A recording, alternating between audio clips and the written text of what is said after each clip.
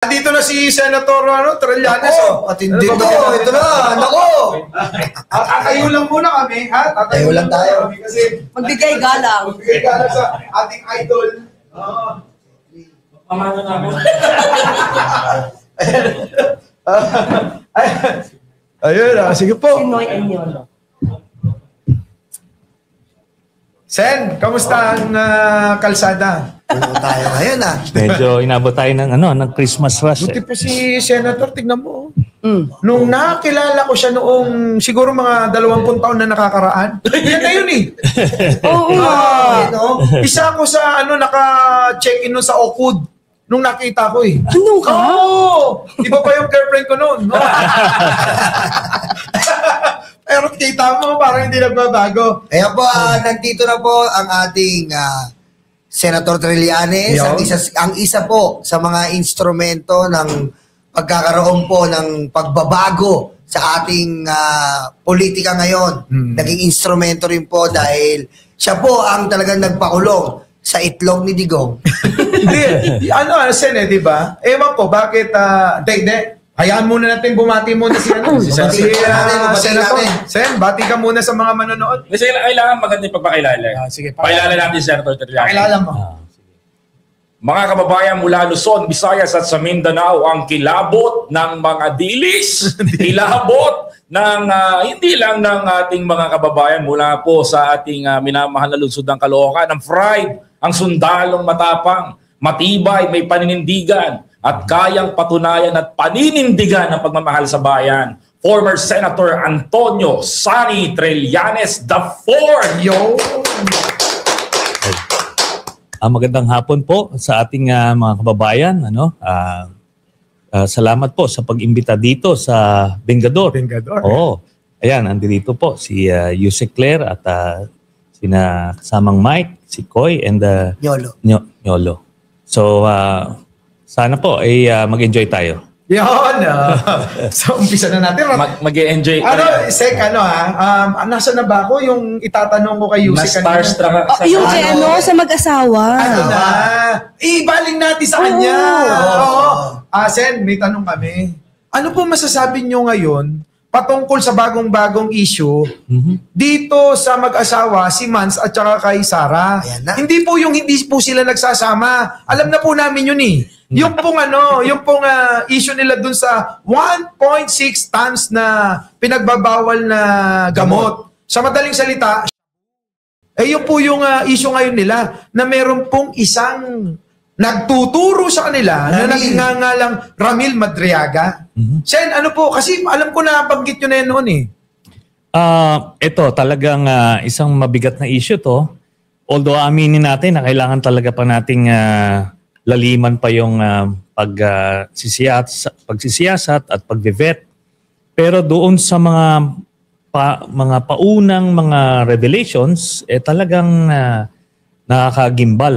At tignan natin within the next couple of weeks how it develops kasi marami pa raw siyang ibubunyag. So, yun ang abangan natin. Sentry, may po ba kayo? Ano sa tingin niyo po na ni Sir Ramil Madriaga? Sa tingin niyo po, safe po ba siya ngayon? Kasi kailangan po na talagang yung Yusek, di ba? Sentry, yung niya is mas matiyak natin na kaligtasan niya is okay. Kasi nakakapunta-punta nga si Sarah doon talaga eh. Tao niya lang. Tao lang. Well, talagang kailangan natin masigurado yan. But of course, dun sa mismong building kung nasaan siya, ay maayos naman yung seguridad doon. Pero eventually, pagka nagkaroon ng investigasyon, let's say sa house, kailangan malipat siya doon para dire-diretso yung access ng mga mag-imbestiga. Pero Sen, may tanong ako. Gaano ka sigurado tayo na walang ibang intensyon si Madriaga sa paglabas niya at pagtuturo niya sa mag-asawa?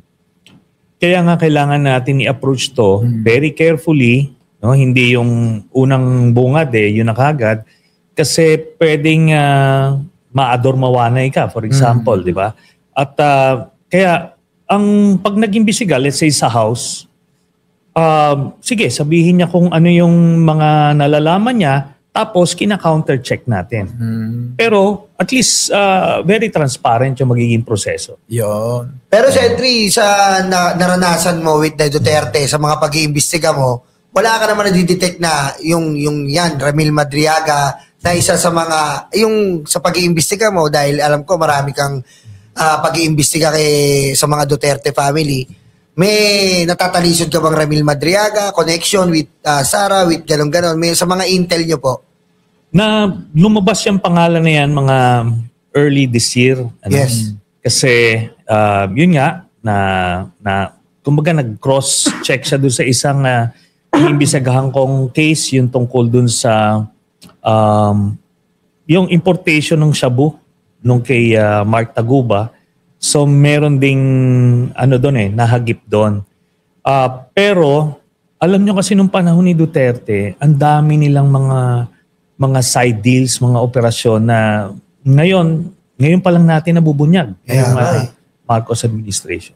Grabe nga po Pero ninyo Sen, yung sino yun? Yung umako. Si Taguba. Inako niya yung kasalanan ng iba. Tapos po, naiisip lang din namin, minsan napag-uusapan namin, ang kaso pala netong si Kuyang Ramil na Madriaga, itong ang nagtuturo sa mag-asawa, kidnapping. Meron ding di umano ayon sa sa mga usap-usapan sa mga GC,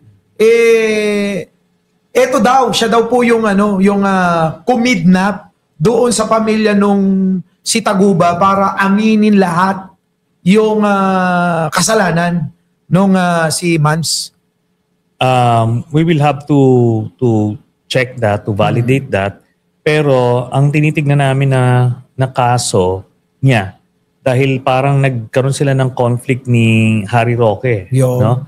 Kaya mukhang si Harry Roque nagsampa ng kaso. But again, sabi ko nga, lahat ito information na to, we need to double check para ma-validate natin before talagang lumabas na to ng tuluyan. The last time former Senator Antonio Sani Trillanes, mayroon kayo nabanggit sa interview with Miss Corina Sanchez. Maitanong ko lang po, pwede ko bang malaman ano itong ifa-file na kaso dito sa mag-asawa? Actually, may ifa-file bukas. Bukas mismo sa Office of the Ombudsman ng mga civil society leaders at church members against kay VP Sara. No? This is a plunder case in relation to the confidential funds. So dito, pagka lumabas ito at pag gumulong ito, magkakaroon na ng access yung ombudsman dun sa mga bank accounts ng mag-asawang Mans Carpio at madaming Pilipino ngayon ang talagang interesado, former senator. Kasi gustong malaman ng taong bayan. The last time, umabot pa sa punto na gusto ka nang hampasin ni former President Duterte sa Kamara noon. Talagang gusto ko niyang yariin doon sa pagkakataon na yun. Sabi niya nga talagang gigil na gigil. Kasi pag pinag-uusapan yung speaking of bank account, Sen, ano nga ba talaga ang laman nito? Para maintindihan ng taong bayan. Okay. Remember, nung hearing na yun sa House, hindi lang si Duterte yung nandoon, Si Sara din nandoon sa likod. Correct. Nung in-explain ko yung mga accounts nilang pamilya, she was sitting there quietly. Walang komentaryo ito after the hearing. Talagang nilinok niya yung mga na-present ko doon kasi alam nilang tama. So, ano yung nandoon? Na-discover natin itong joint account ni Digong at nito ni Sara ay nung last year niya ng 2015 bago siya maging presidente, 2014 to 2015, nag-withdraw ito, continuous withdrawals na umaabot sa 600 plus million pesos. At puro withdrawals So ibig sabihin nun, yung pera niya should be more than 600 million kasi wala namang pumapasok na deposit. Tapos, isa aspeto yon. Then, ang mabigat dito, yung nakita namin na merong dividendo sa isang drug lord na partner ni Michael Yang, ito si Sammy Uy, every 6 months, nagde-deposit siya doon sa 3 magkakapatid, ano? Si Baste, Pulong, Sara, Hanilet, so even kay Digong, nagde-deposit na sabay-sabay every 6 months. Ano to? Simula ito, I think 2012 hanggang 2011 to 2013, thereabouts. Ang punto rito is, ang total nung pag kinikwenta mo yung dividendo nito is nasa 40 to 50 million every 6 months inuhulog sa kanila. Tapos titignan mo ano bang negosyo na meron na magbibigay ng ganong steady na dividend. Kaya yun yung kailangan nila ipaliwanag. At nung time na tinatanggap niya to, mayor siya sa Davao City na hindi niya dinideclare sa SALN. Kaya mabilis ibangga ito Dahil ang binibigay sa kanila, mga manager's checks. So nakapangalan mismo sa kanila. Malaki Oo, kaya Lakas yun ng yung... Siya ang lakas ng loob, naka-manager's check. Oo. And I think kasi nung mga panahon na yon, feeling nila doon lang naman sila, protektado sila ng Untouchable national. sila doon. Untouchable, oo. Kaya parang ganun lang. Tapos, lahat sila tumatanggap, total mga 40 to 50 million. Every 6 months. Kaya parang regular na dividendo. Then finally, ang isang madidiscover nila dito, aside pa dyan sa mga yan, is may mga withdrawals na malalaki. Na billion talaga ang abot. Kaya nga, sabi ko nga, ando doon ako. Diba, hinamon ko kung mali yun, pumayag siya, pumirma dapat ng waiver Correct. Hinamon siya nung chairman nung time na yon, si Congressman Suarez, na okay ba sa inyo? Na to prove me wrong, sabi niya, sasampalin daw muna ako. Pumayag na nga ako, sige, sampalin niyo ako. Pero ganun.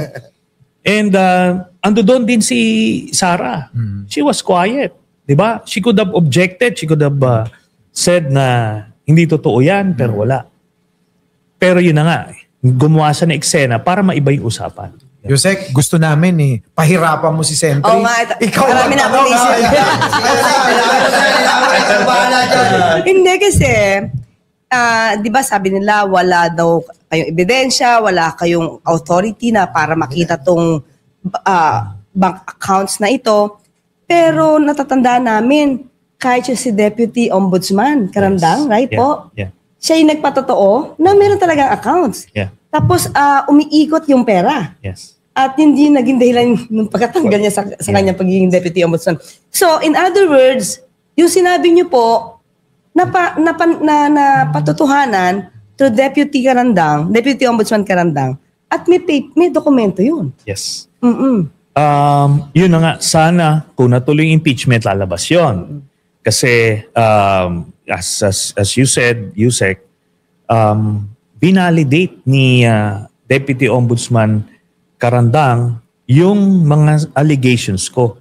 At nung siya ay humihingi na ng report sa AMLAC, yung itinalaga na AMLAC Executive Director ni Duterte ay hindi pinayagan magbigay ng kahit na meron silang memorandum of agreement at yun na nga, tinanggal na rin na tuluyan si Deputy Ombudsman Karandang.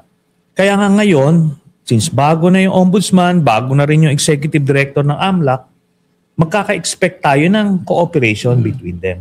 Yun. Tamang pag-iimbestiga. Yes.